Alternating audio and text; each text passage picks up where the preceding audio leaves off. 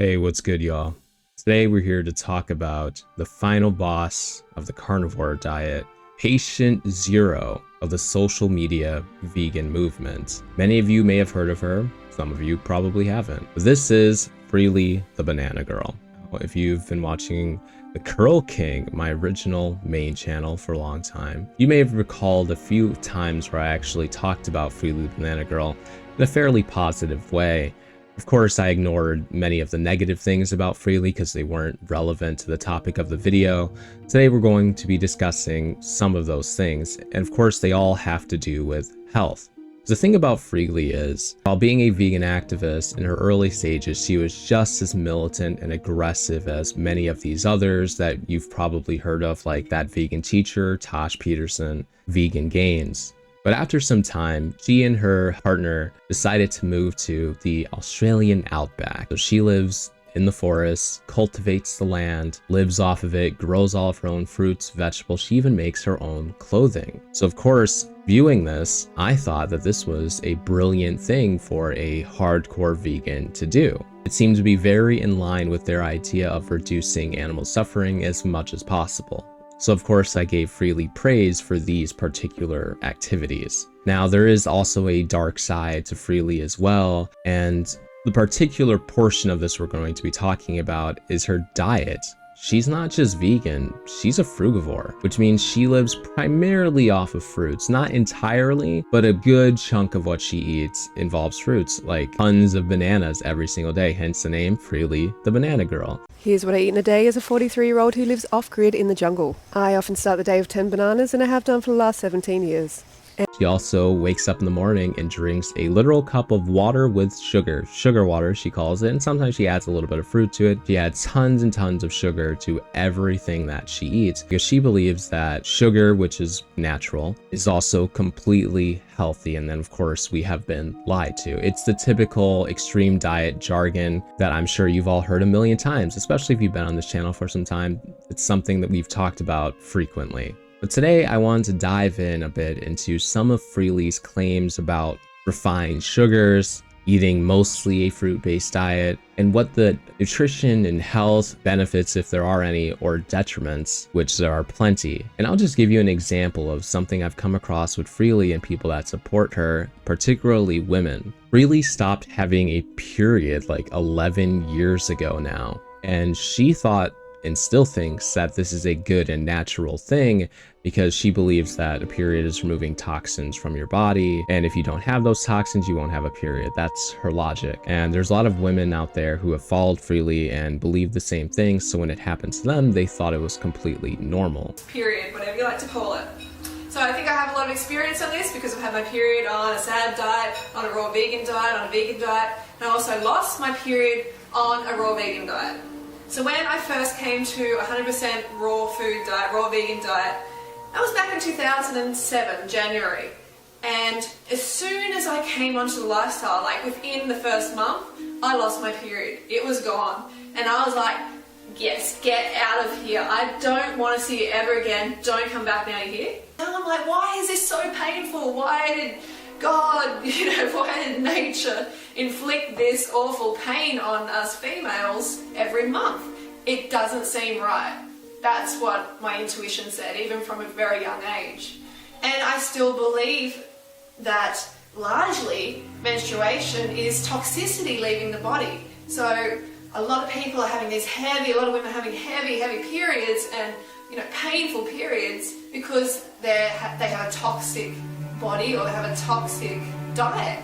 However, the real deep issue with this happening in these cases in particular, this isn't a general thing, but in these cases in particular on like a frugivore diet, is a lack of essential nutrients. Cholesterol is actually an essential nutrient for hormone production.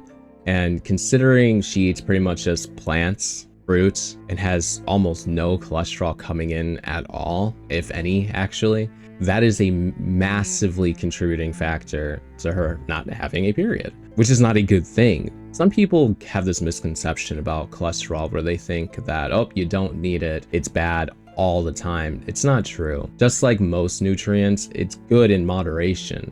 Cholesterol is 100% necessary for the human body to function normally, and cutting that out pretty much entirely is a huge misstep. Now, some of you are probably wondering about something I stated at the very beginning of this video. I referred to Freelee as the final boss of the carnivore diet, and now I'm going to elaborate on what I mean by that. She's the antithesis. She is the exact opposite of people like Bella, the steak and butter gal, who believe that you should only eat animal products, and mostly that's meats and butter, and it's literally the exact opposite of this extreme. Let's take a bite of butter.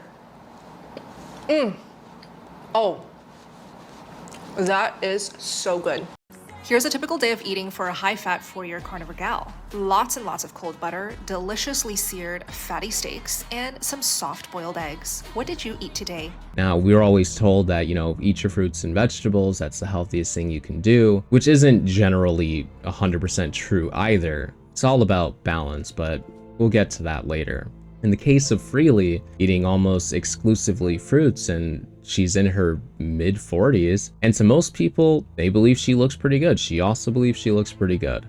Now, there is some questions about her teeth because we have seen evidence in the past of her teeth not looking so healthy, and it seems like she's done something, like she wears something over her teeth, something along those lines to hide them, and her inflamed gums too are also a point of interest. But otherwise, yeah, she does look quite healthy at 45 years old. So what's going on here? She eats nothing but fruits, which people on the carnivore diet think that fruits and sugars and carbs and all of that are the devil and will put you 6 feet under faster than you can blink. But then Freelee, on the other hand, believes that those saturated fats and cholesterol and all of that you're getting on those carnivore diets is actually what's killing people. So what's happening here? Well, that's what we're here to figure out. Suffering. I had such terrible digestion. I was seeing a gastroenterologist, which was taking like $250 for a 15-minute consultation. I got like a endoscopy, and the results came back with, you've got an inflamed gut. That's what the results came back with. And he's like, but don't worry, we have this new drug coming out. It's going to be, this is literally what he said to me. We have this new drug coming out. It's in America, but it's coming to Australia soon, and it's really going to help you. And I actually stood up and I said, I don't want any more drugs. And I walked out of the room because I was just, by that point, I had gone through Chinese medicine, Ayurvedic doctors, naturopaths, giving me all these different pills and potions, and nothing was working. And it was literally making me worse. So this gastroenterologist was also obese, and he looked like an alcoholic, not inspiring at all. And, we see this, right? We see who's giving us recommendations. It makes a difference. We're like, well, I don't want the results you're getting. So this is Freelee kind of explaining her reasonings for going on this strict frugivore diet. She thought it was the only thing that worked for her, right? She was trying all these different medicines and nothing was clicking, and she was tired of trying medications. So she said, fuck it, I'm taking matters into my own hands, and I'm going to try something that nobody else has tried before. I'm going to eat almost exclusively fruit, which I don't know how she conjured that idea in her brain. I don't know where she thought this was a good move, but it probably stemmed from the fact that she was already eating just vegan food. And honestly, the solution to this probably would have been to reintroduce animal products. I can't say that for a fact, but I know that a lot of people that do have some sort of digestive issues or gastrointestinal issues, IBD, ulcerative colitis, things along those lines, that usually eating mostly animal-based has actually helped them relieve those symptoms considerably, considering that plant foods are typically more difficult to digest and pull nutrients from and cause these flare-ups more often. Now, with the case of Freelee, it's quite interesting because just cutting out the fats for her made all the difference. Now, I'm not an expert on this, and I really don't have an answer as to why. It is a very perplexing thing. Now, the answer that I generally want to default to for something like this is a difference in genetics, which is why I always say that there's no such thing as a one-size-fits-all diet for everyone.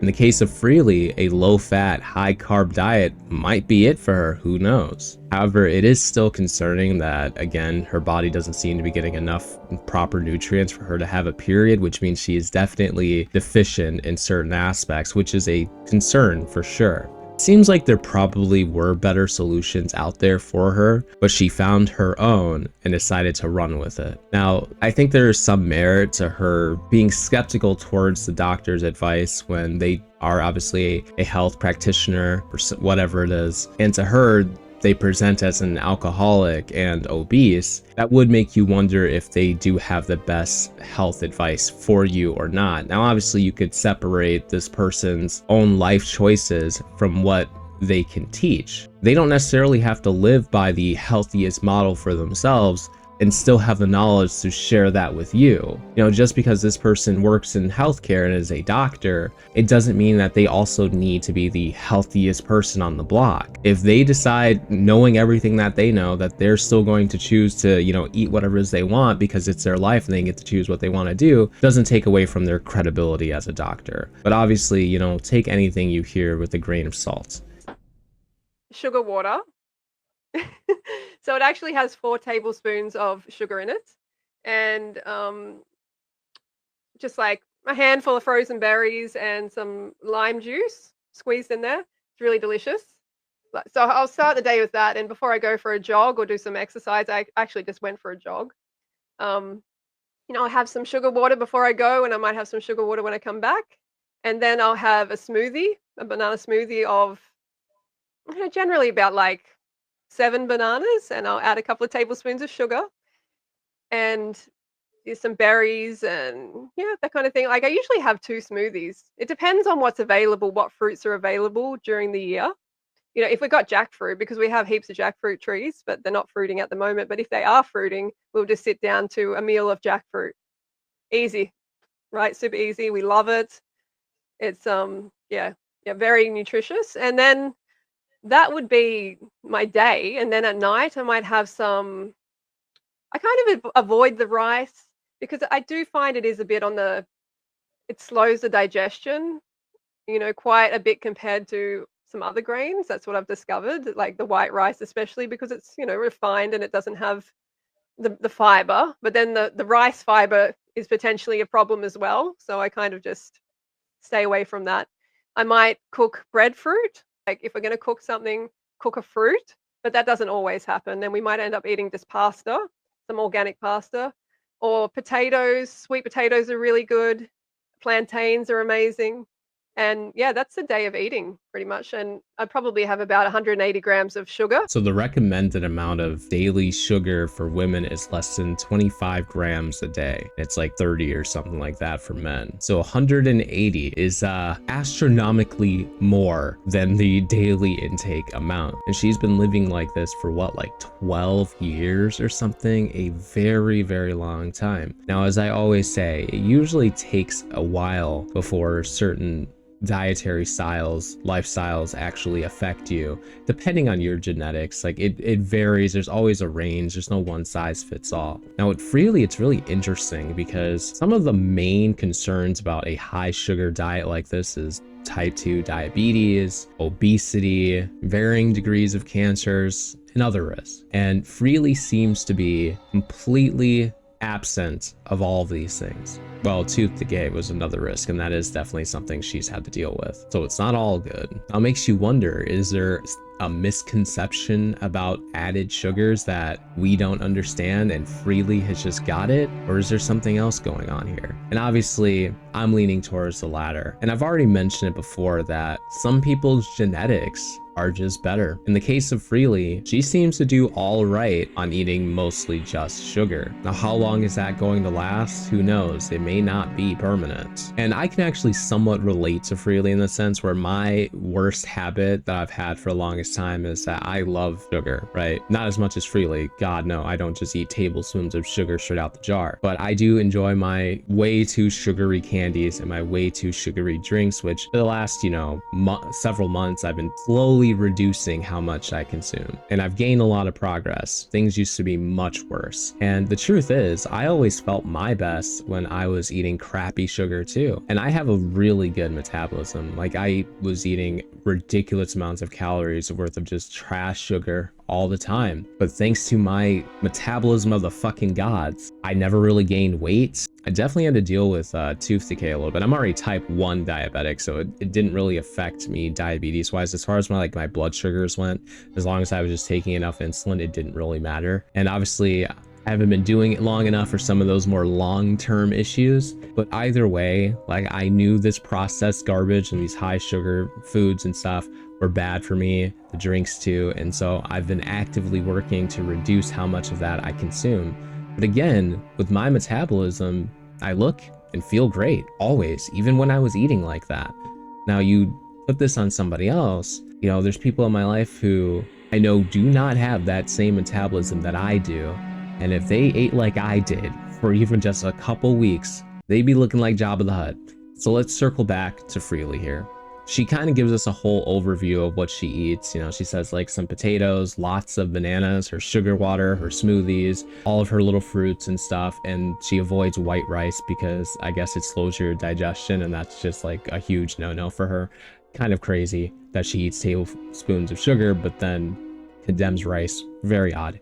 But the important thing to notice here, things that are severely lacking. I don't think she's getting nearly enough protein at all. Most of the things she listed have basically no protein at all. So she's literally surviving off of sugar. Her body runs off of sugar. And of course, you do get some real genuine nutrients, lots of vitamins and stuff like that from your fruits and your vegetables. But for fuel, he is literally just running off of sugar, which is bizarre. And I don't think this is a sustainable practice, even for Freelee. Now, I understand that refined sugar, cane sugar, whatever, is a naturally occurring food. But naturally occurring doesn't necessarily mean healthy. They're also naturally occurring toxins and poisons that if you ingest will kill you in a couple hours. That's always something to keep in mind. Natural does not mean good or healthy. There are way too many contradictions to that for that to ever be a rule. And so overall, the issue with Freelee is that she has been pushing out this diet, this concept for a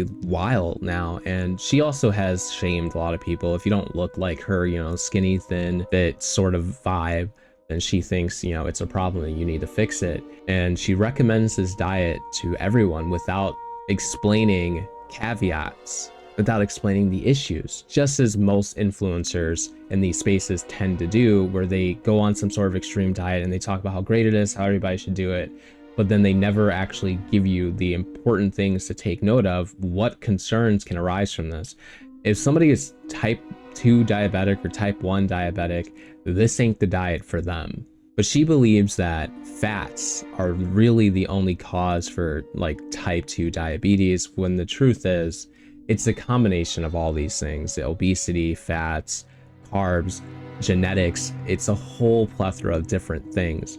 But when you try to just rule out one of those things, say, oh, this is the bad thing, just don't consume that and you'll be fine, you're leaving the door open for people that follow that advice to end up screwing themselves over, because it's not the only factor. And so if somebody who is more susceptible to having diabetes eats your diet, well, they're gonna have it, they're going to get it, and it's going to be a problem. And diabetes is dangerous because high blood sugars can damage your arteries, eventually leading to heart disease and things that will absolutely kill you. So it's really important for influencers like Freelee, especially those in the diet and nutrition and health space, always give the full story when they talk about their diets or things that they're recommending to people, because a lot of people see you as an authority figure. You have a big following, you've been on here for a long time, you speak very passionately, you bring on people to confirm your bias, and it's easy to believe if you don't have a lot of education or knowledge in this particular area of nutrition and dieting. I mean, she literally has young teenage and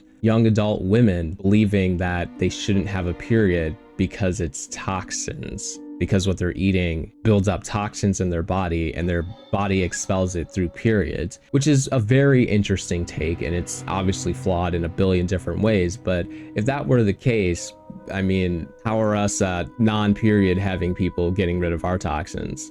Just food for thought. Anyway, that's it for this video. Let me know what you think in the comment section below. If you did enjoy, feel free to like and subscribe button. Till next time.